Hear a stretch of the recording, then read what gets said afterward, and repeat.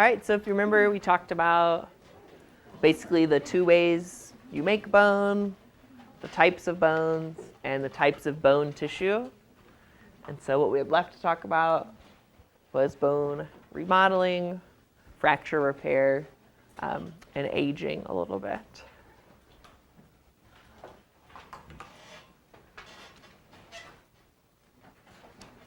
So one of the stranger things about your bones is, despite what they may look like, they're constantly being broken down and rebuilt, which seems like a very strange thing to do. And it's actually 5% of your bone tissue is being remodeled at any one time. So right now in your skeleton, 5% of it's being broken down and rebuilt. Do what? So you never have like 100% all your bones built up? That would be true. Yeah. Since it's being remodeled, you never have the completely solid bone tissue everywhere. And when we're saying 5%, it's more like microscopic places all over the bone. So it's not like you're remodeling, down here and all of a sudden there's a piece that's missing, and if you hit it right, it'll snap or something. It's more like microscopic 5%. So you shouldn't be losing too much strength there. And that's not what I'm trying to. So what's the purpose? Replace damaged bone, but most importantly, your new bone is stronger than the old bone. So as that bone you built sits there, it starts getting weaker and weaker. So if you didn't do this, by the time you were like 6 years old, all your bones would be brittle like you're a 100-year-old person, which would be terrible. So this is why we're always replacing it, because those mineral salts, they just don't last all that long before they kind of come apart. All right, so let's take a look at this process.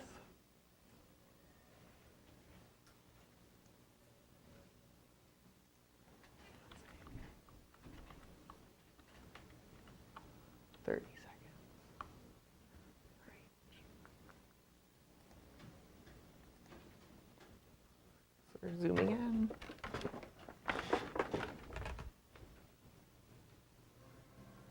The density of bone is modulated by a group of cells including osteoclasts, which are multinucleated cells that resorb bone, and osteoblasts, which refill the resorption cavities created by osteoclasts. Osteoclasts anchor themselves to the surface of bone. This creates a microenvironment underneath the cell, which is referred to as the sealed zone. Within this zone, the osteoclasts create an acidic environment that dissolves the bone's mineral content. Once the mineral content of the bone has been dissolved, enzymes released from osteoclasts remove the remaining collagenous bone matrix to complete the process of resorption. So what did they take away first? What part of the bone? So like the calcium salts. And then after that part's gone, then they send those enzymes in to break down the collagen part. Which, remember, those are the two main parts of the ECM in bone, crystallized mineral salts and collagen. Following resorption, osteoblasts move into the resorption phase and start to produce and deposit organic matrix called osteoid. Osteoid, a substance made predominantly of collagen, forms a scaffold in which minerals, including calcium and phosphate, begin to crystallize. Some active osteoblasts become trapped within the matrix they secrete and thereby become osteocytes. Other osteoblasts will undergo apoptosis or will revert back to lining cells which cover the surface of bone.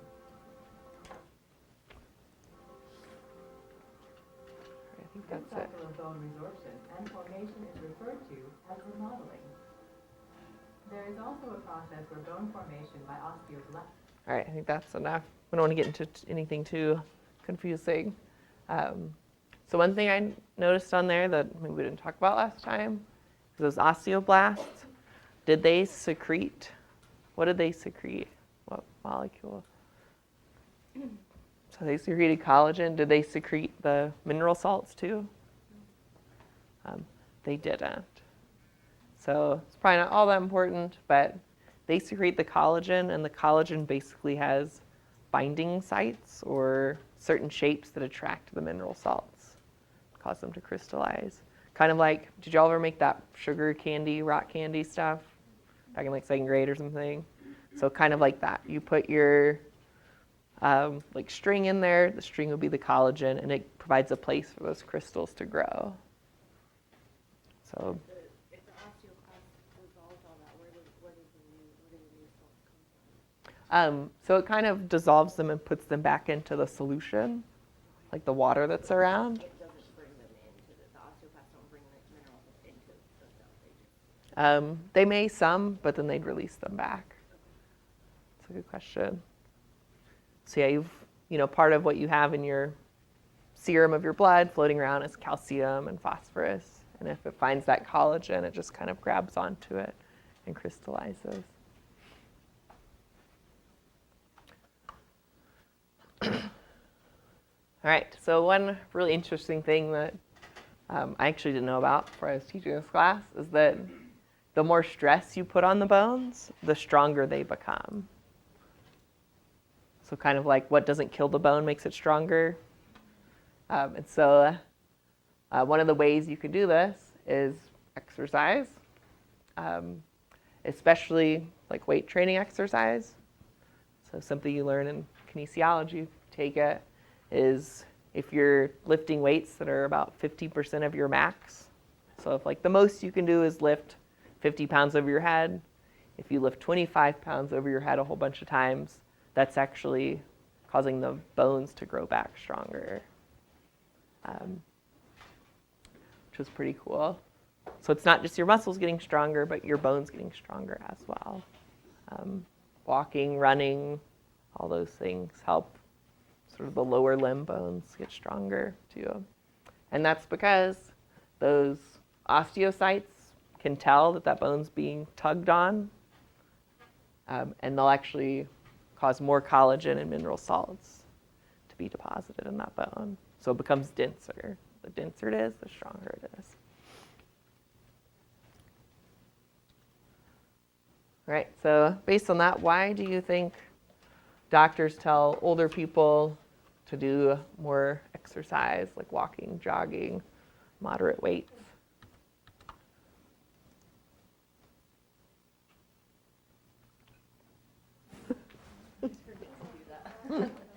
Secret ballot here. All right, so we got a bunch more E's there. E is the right answer. So I didn't mention C, but C is true. I thought you just said the osteoclasts don't deposit the mineral salts. Oh, yeah, I shouldn't write it like that. You're right. Well, Trick question. yeah, that's true. Whoops. It's my whoops moment. Because technically, yeah, just like I was saying, they do deposit the collagen and the mineral salts follow. Osteoblasts don't actually put them down. So I'll make sure to fix that one. And also, if you're sedentary, if your bones aren't getting stressed at all, osteoclasts get more activated. Can anyone think of a reason why why this process exists in terms of like sedentary, you break them down more. If you're really stressing those bones, they build them up more. Like, why would your body do that?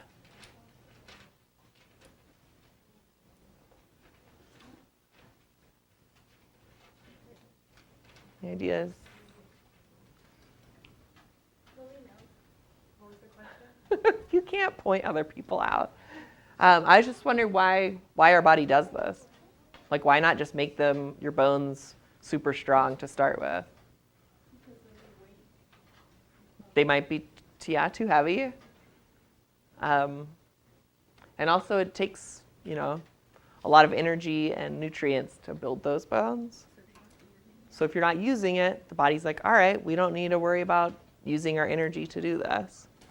We can just focus on using that calcium and ATP for other things. Whereas if you're using them, it can kind of say, all right, well, they're being stressed, they're being used, so we need to expend energy and resources to build those up. So in that way, it kind of adapts. So it can adapt to how much you weigh, how much you're exercising. It can just adapt to be the right amount of strength. It's kind of a trade-off.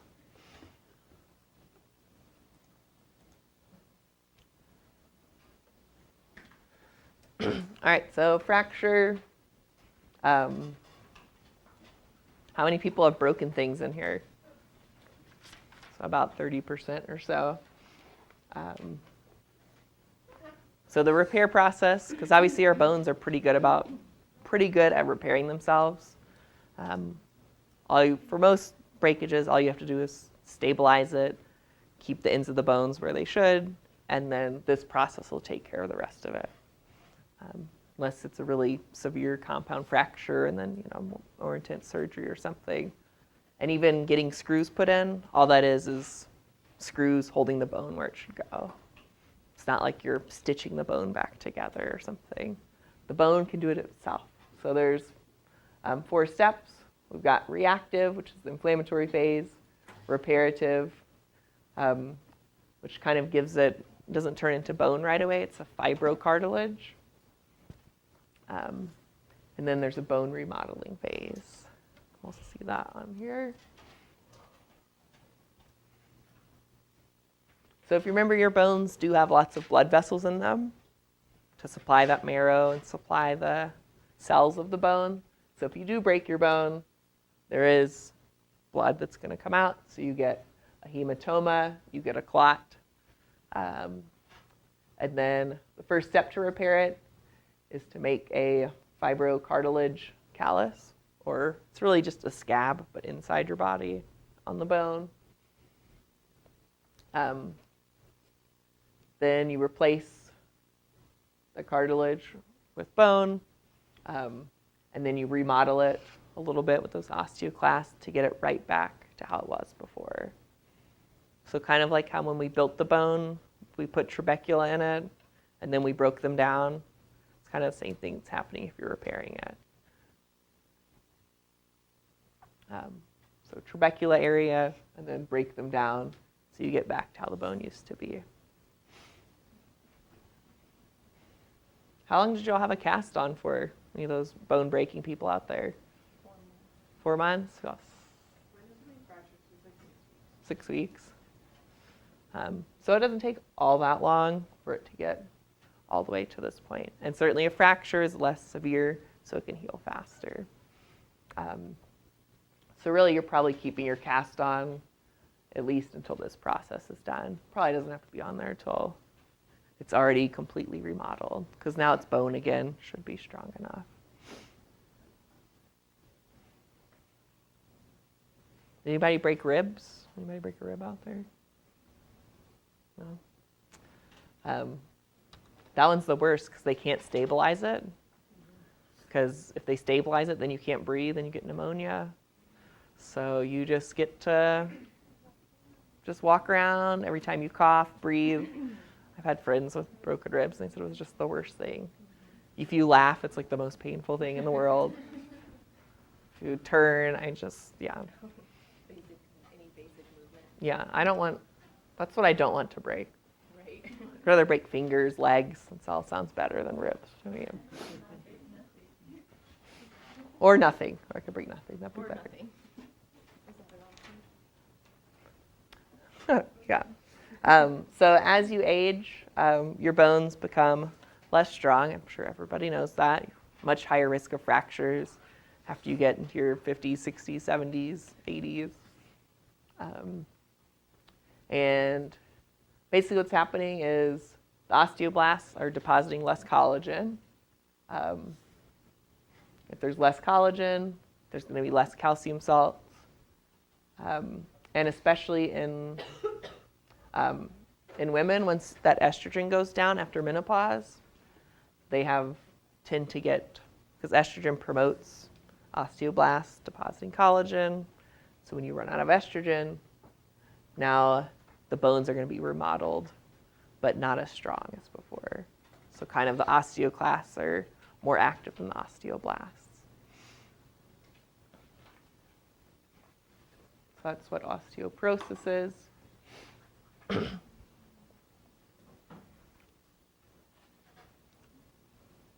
All right, so what do you think estrogen does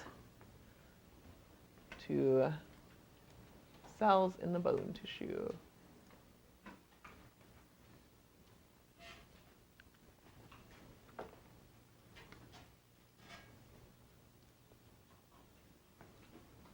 So this would be like in a younger person.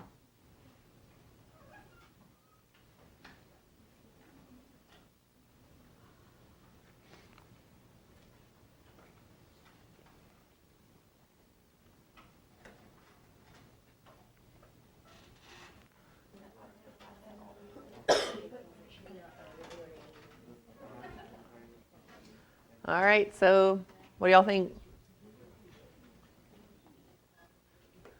So it is E there.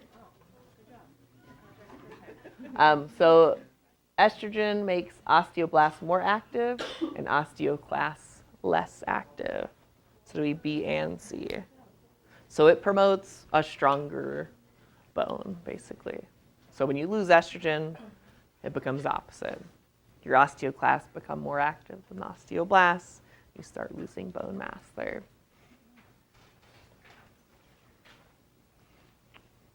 Right. What's 2 and 3? I quit. Apparently I didn't have any extra assignments from last time to look at.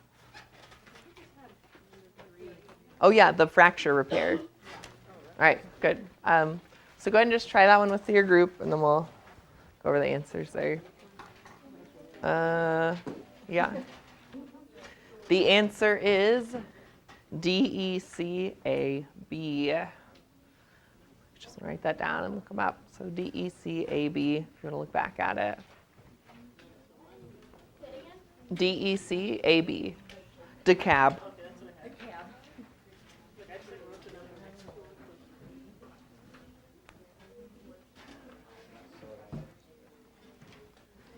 So starting at the head, the most superior, it's cervical, thoracic, lumbar, sacral.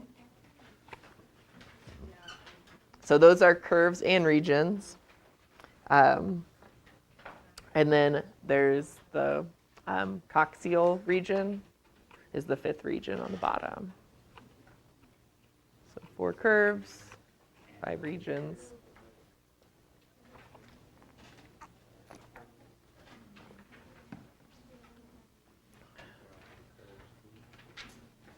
Yep. Can you give me an example of, for B, letter E, like what kind of bone that would be? A basic Is there condyle? Oh, you don't have to worry about where they are, just what they are. Makes sense, like how it to describe like what kind of bone it would be. I just don't know like where that would be. So the condyle is large round protuberance, and you can find it on top of the femur. Like that goes into your hip. Yeah, it would go into your hip. What's the, like the ball and socket joint? Yeah, so it would be the ball part of the ball and socket joint in your hip.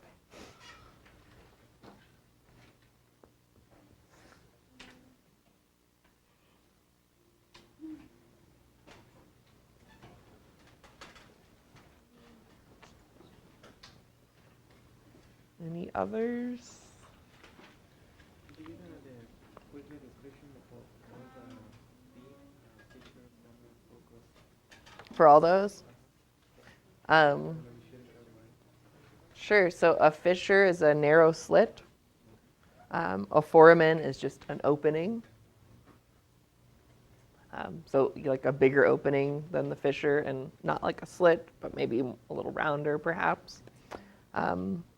The sulcus is a furrow along a bone, so like kind of a long indentation. It's an indentation. They call it a furrow, but it's like if you had, I don't know if I can draw it really. I don't think I should draw it. I'm not gonna be able to draw it.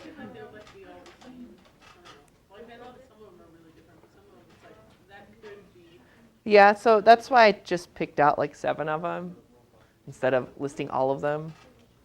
Um, the meatus is a tube-like opening. Tube-like opening, so like a big hole. Would that be like for a blood vessel? Could be. Your blood vessel? Or your optic nerve, or Like there's your different places. bone tissue? Yeah, sure. The condyle is the large round protuberance. Crest is a ridge. Spinous process is a sharp and slender outcropping like you have on your vertebrae. You may have seen those. And then the trochanter is a very large projection, which is actually the one I was talking about, the hip bone one. The ball, that's the trochanter. The condyle will be smaller than that. It's like a smaller ball of a ball and socket. So the trochanter is like the top of your femur up here. And then the condyle will be like a smaller ball and socket joint. Yeah. Because it said knuckle, like it said something about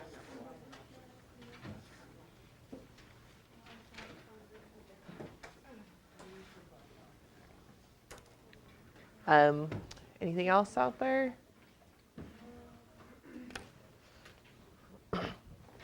All right, well, let's take our quiz. All right, so which part of the skeleton is made of the arms and the legs? Is it axial or appendicular? It's appendicular. Not one of the 5 main bone shapes. Flat, short, sesamoid, or pointed. Pointed is not a bone shape. What's a suture? Connection between ribs, skull bones, facial bones, or nothing? Skull bones. And which bone surface is a rounded projection with a smooth surface? Fissure, sulcus, meatus, or condyle? It's the condyle. And not part of a vertebrae? Diaphysis, arch, body, or process? It's diaphysis. That's part of a long bone. Nothing to do with a vertebrae there. All right, so chapter 7. So in lab, we're going to play a lot more with the actual bones there. So we have axial and appendicular. This chapter is the axial skeleton. So basically, everything that's not an appendage or used to attach the appendages. So things like your hip bone is appendicular, or your shoulder blade is appendicular. Axial is everything else. So vertebrae, facial bones, skull bones, ribs. That's what we're working on today. So the 2 main types of surface markings, it's kind of obvious, I think. So there's openings and depressions, and they're there to let things through the bone. So blood vessels go in, nerves go in and out, things like that. And then the processes, they stick out, so you can attach things like ligaments, tendons, muscles. And if you notice, they both say form joints. That's because most joints, one bone has a depression, one bone has a process, they fit together. Kind of makes sense, right? And we do have a whole chapter on joints later. We'll get more into it. It's kind of weird. So for now, you just have to imagine the bones just floating around, magically attached together. It's kind of weird. So why do different bones have different markings in different places, do you think? Different stresses put on them. Like tendons belong in different places. Yeah.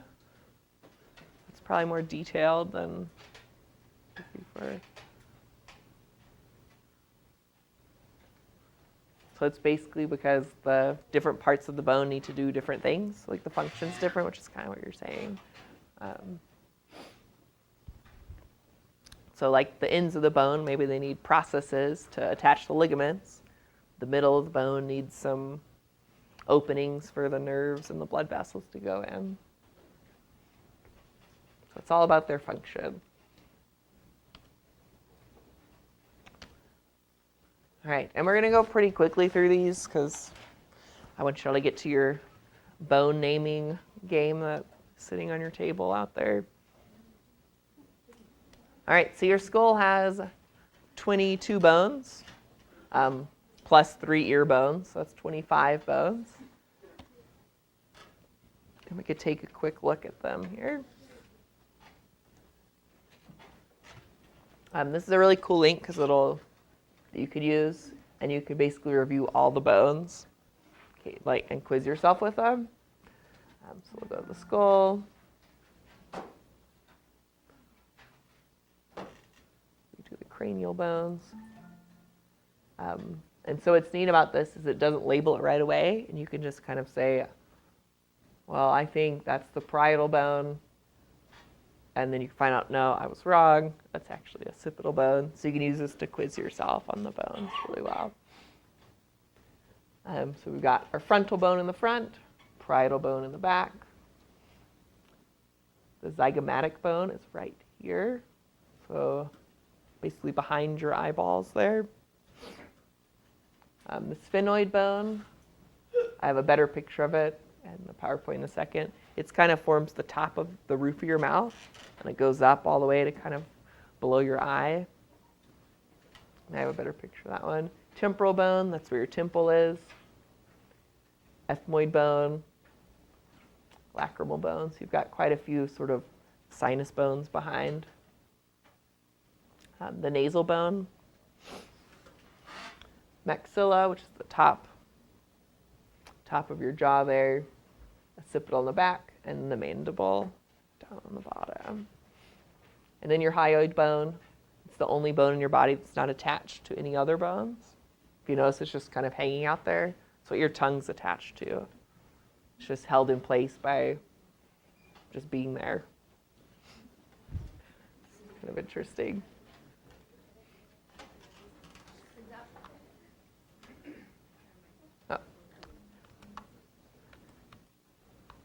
So I just want to show you that. Obviously, you'll probably have to review that some on your own. This is the view of that sphenoid bone that I wanted you to show. So if you take a look at this picture up here, this is a transverse slice of the skull looking down. So kind of think about you're looking down on someone's head, and you sliced it open a little bit. And that's where you'd find the sphenoid bone. So it's kind of in the middle. So above the mouth, goes up to the eyes there.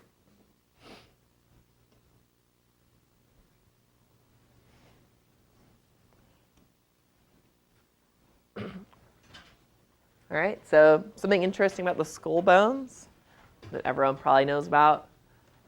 When babies are born, is their skull all hard and formed? Or is there creepy, weird soft spots all over? It is really weird.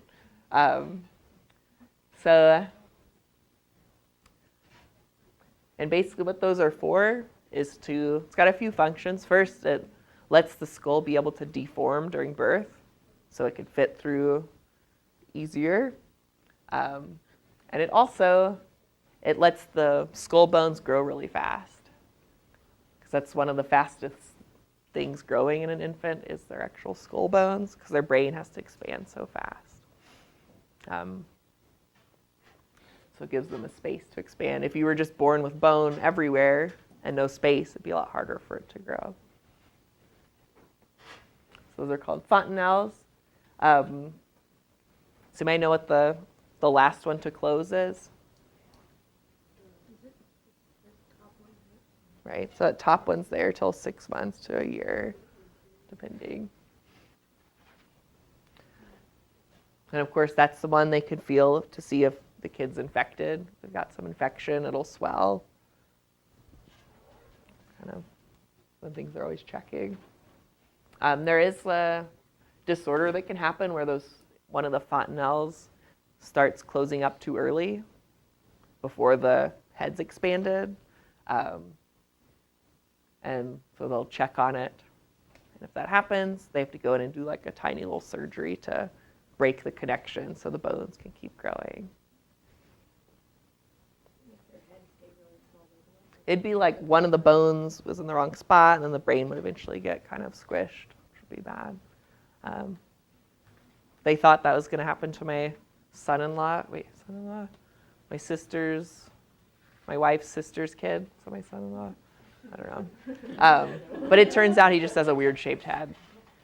Well, that kind of sucks because there's nothing you can really do about that. You can't really I guess. fix that.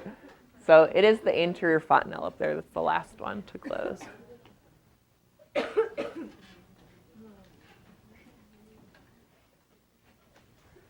So it goes from, go back to that question. So after 2, they are replaced by dense connective tissue. So it's a very immovable actual joint between those bones in your head. Obviously, you probably thought your bones were fused, right?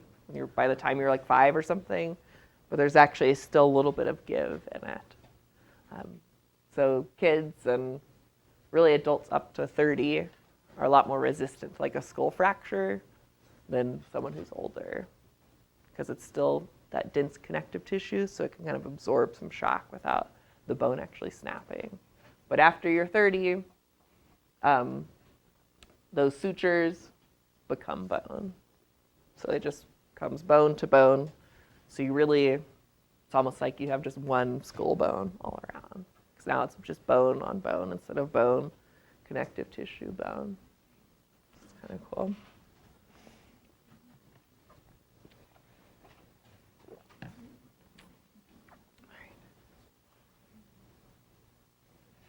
So technically, do you have sutures? Or I guess I should say, do I have sutures because I'm over 30? No. To be perfectly accurate, sutures are just the joints themselves when they're connective tissue. I think a lot of times it gets misused, though. They'll still call them sutures, even though they're bone to bone. But anyways. All right, so the thoracic bones. Everybody knows where your sternum is, right? Right there in the middle.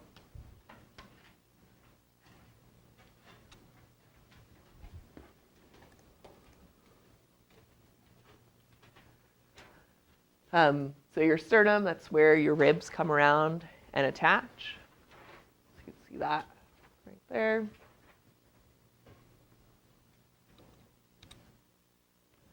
And zooming in a little bit, obviously your ribs are connected to your vertebrae in the back. They come around, and what's interesting about your ribs is there's a long portion of costal cartilage that connects it to the breastbone. So instead of like most bones, you'd think it goes, from bone to bone and attaches with tendons. Your ribs have a special segment of cartilage here, where it's cartilage instead of bone. A few other things. The true ribs are 1 through 7, and when we say true ribs, we mean they go directly from your backbone to the breastbone. And if you notice, what does like rib 8 do when it comes around to the front? So it goes up and connects to 7 first. So those are called your false ribs, because they connect to another rib first. And then, what do you notice about these floating ribs, 11 and 12 down there? They have no cartilage. Do they even connect to anything? They don't. So they just call them floating. But they still give you, some protection, because there are still like a bone there.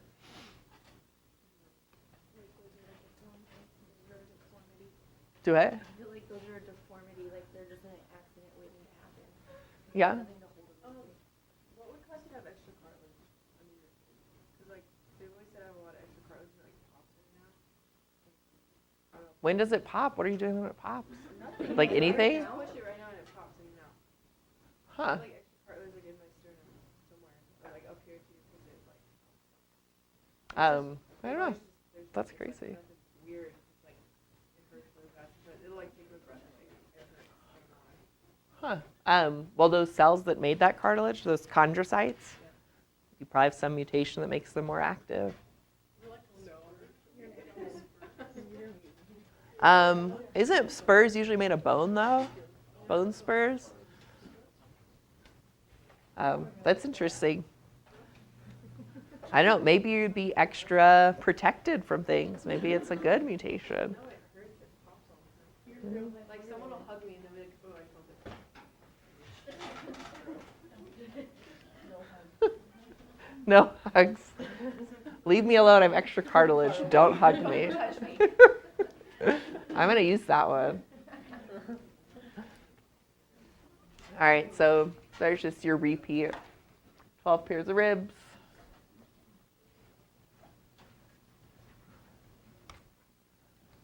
All right, so here's a question for you. Why do you think the ribs are connected by costal cartilage and not just directly with, tendons, ligaments, or...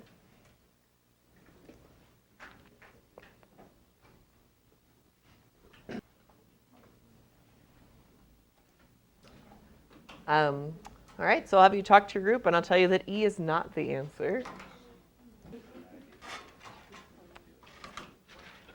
All right, so if you chose B, you would be correct. And I want to warn you, if you Google this, it's going to tell you that A is right. Like answers.com, anything, but it's not true. Usually the internet's pretty reliable. In this case, it's totally wrong. And that's because, does cartilage stretch? It doesn't stretch. What's happening when you're breathing in is your whole rib cage is moving up. And it's just rotating at the joint. It's just moving up a little bit. The joint where the cartilage actually meets the breastbone. So you could actually have, if your ribs were just bone all the way around connected to the breastbone, you could still breathe normally because that joint would just rotate a little bit. So you don't actually need that costal cartilage to be able to move the ribs like that. Think about your arm. Look, is this cartilage connecting these two bones? These three bones? It's not, right? It's just bone to bone. And look how much I can move it. Same thing. So the only reason you have it there is so if you get any kind of shock to your ribs, to your breastbone, to your back, that shock can be absorbed by the cartilage, because that's the function of cartilage. So you can still break ribs, and that's kind of another sort of mechanism, because the whole point of this rib cage is to protect your heart and your lungs, right? So what you don't want is if you're taking a force from here, for that force to like smash your lung. So your first thing is the cartilage absorbs it, and if there's still too much, then it'll break the ribs, which takes a ton of force, right? But it kind of absorbs that force by breaking it, and it still would protect your lungs. And then especially your breastbone, like think about all those ribs attached there, all that cartilage. You could take a pretty heavy hit like right there without anything. Definitely. Mm-hmm. Yeah, especially on like a kid, right? Yeah, because it takes a lot of force.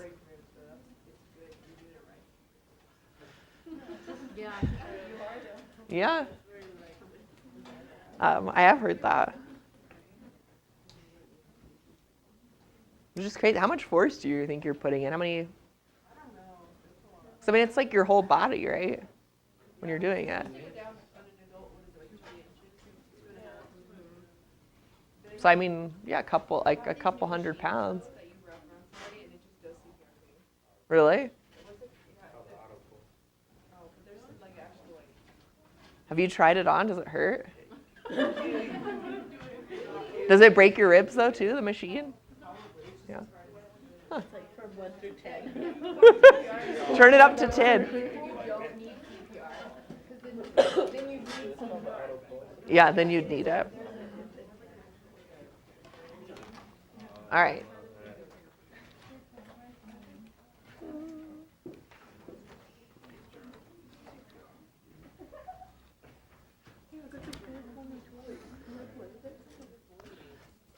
All right, so we'll do our bone card game. If we have time to do the last part of the PowerPoint, we'll.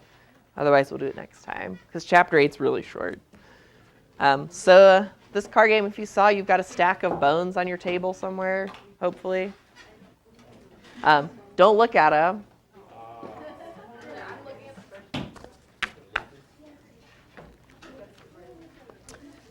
And so your stack of bones is all the ones on your study guide.